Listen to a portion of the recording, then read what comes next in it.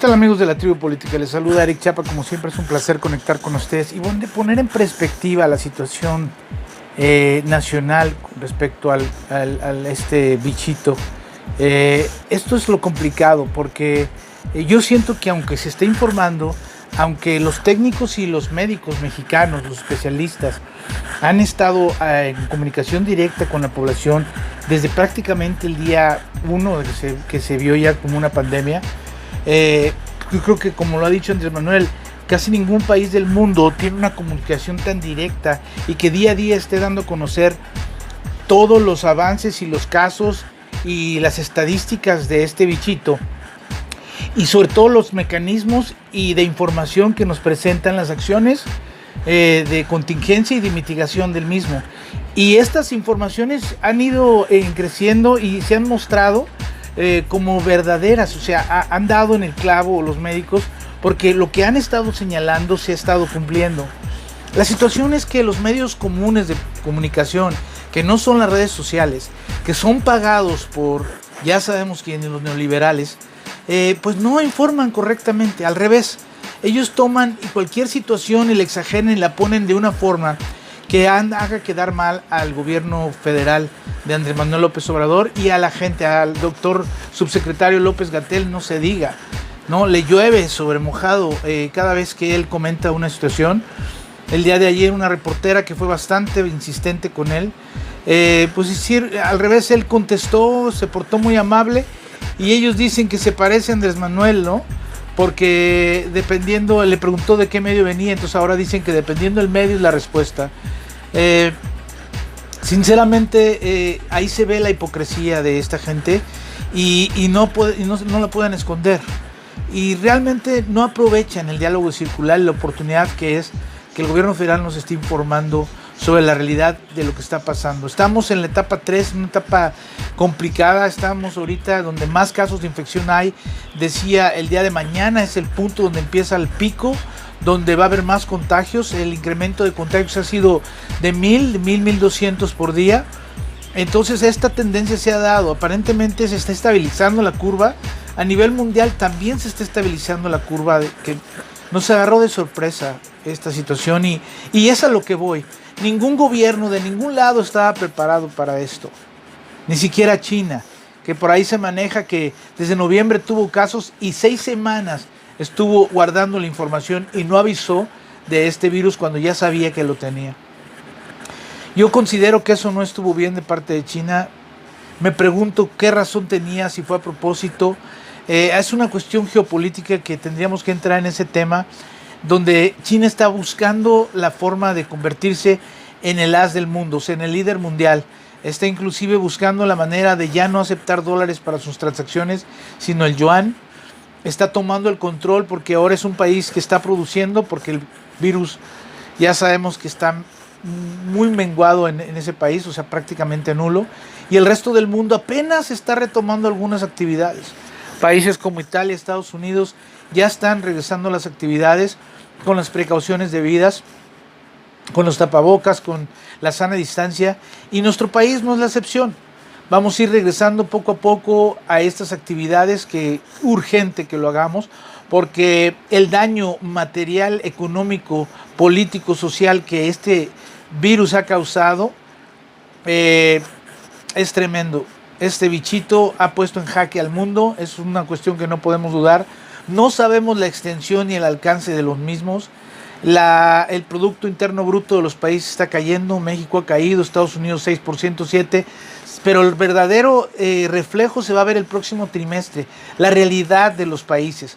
Esta situación que ha causado que muchas empresas hayan cerrado y cierren, no vayan a volver a abrir, sobre todo micro y pequeñas empresas, donde no ha alcanzado los recursos para recuperación de los mismos, aerolíneas que están en problemas, grandes empresas donde la apuesta de países ha sido precisamente el salvar estas empresas, salvar a estos ricos, pero la gente común es la gente de microempresarios que están perdiendo sus trabajos, pues estos no están siendo ayudados. Nuestro país vio el enfoque diferente.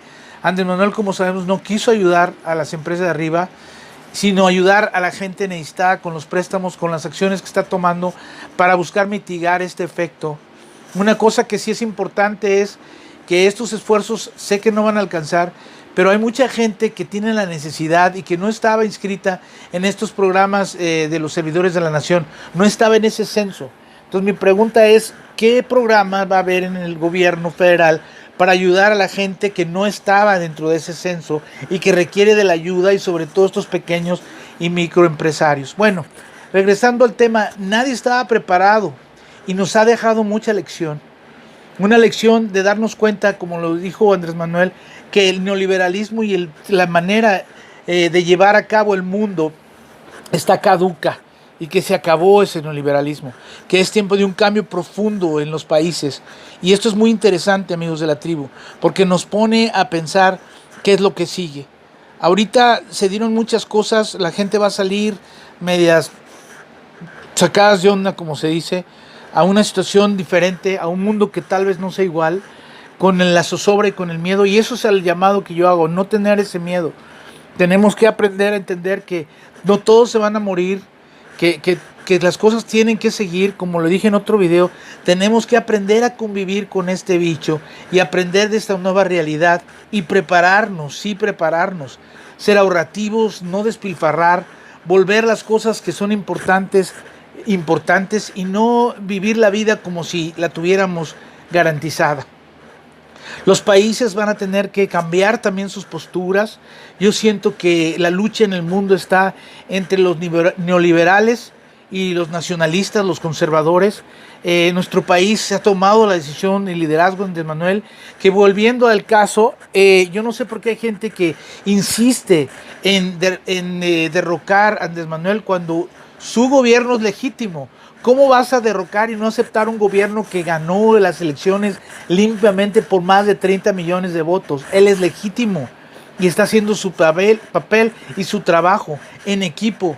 Vemos que el resultado de nuestro país no ha sido el resultado de otros países que han tenido una situación ante este bicho mucha peor. Nuestro país, a pesar de que ha hecho un esfuerzo la nación, la población, por mantenerse en su casa, mucha todavía ha estado afuera en una forma libre y democrática, como lo he venido diciendo, que eso en muchos otros países no se dio. La lección va a ser que van a empezar a haber una vacuna y mientras no la haya vamos a tener que seguir con las medidas.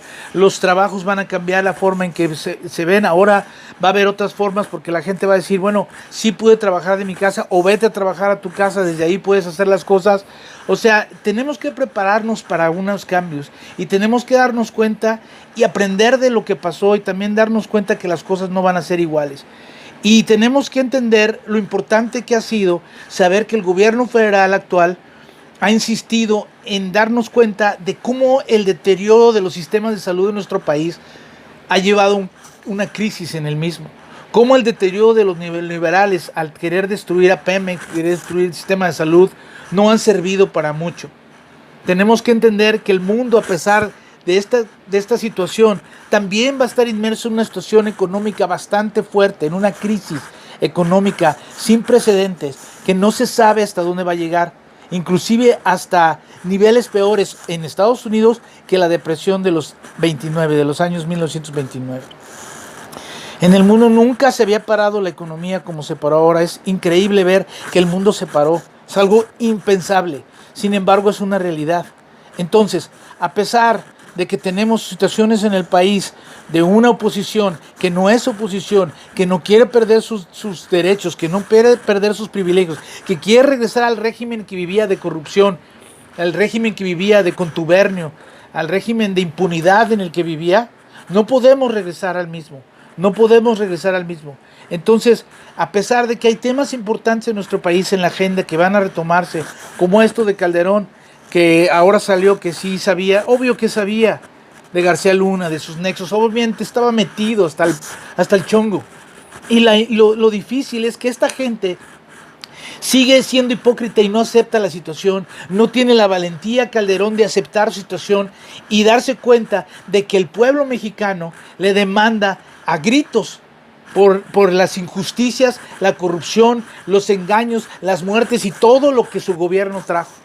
Entonces, para mí, Andrés Manuel hoy en la mañanera fue muy tranquilo en este caso, porque está dejando a nosotros como ciudadanos que nos organicemos, seamos nosotros lo que demandemos justicia para nuestro país.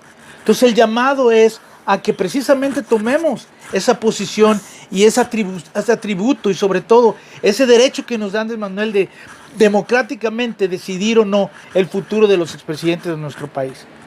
Entonces hay que estar abusados y hay que poner atención y definitivamente, amigos de la tribu, no dejarnos por ningún motivo. Los medios no hablan de García Luna. Si no fuera por estos videos que hacen en las redes sociales, no habría conversación sobre estos asuntos de corrupción. Lo mismo con Facebook y Google, que Andrés Manuel pidió hoy otra vez que se controle esta situación. No habría esa difusión, porque los medios apoyan esta corrupción, son parte de... Y así muchos otros casos van a salir, lo de Batel que se va a investigar. Lo importante es entender, amigos de la tribu política, que los amigos que me siguen, escuchen, Andrés Manuel no es lo mismo. La cuarta transformación no es lo mismo. Dejemos y pidamos que esa oposición, que no es oposición, deje de estar haciendo que el país no avance. Deje de estar luchando porque el país quede en la ruina. Dejen de, que comprendan que nosotros como mexicanos ya estamos despiertos, que no nos vamos a dejar y que no vamos a permitir que la cuarta transformación no tome su curso y siga adelante.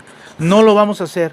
No vamos a permitir un México libre en nuestro país, un México que no es libre, un México que las personas que están de atrás, el daño social, político, económico, moral que hicieron en la gestión de Felipe Calderón al cargo del gobierno de nuestro país es irreversible.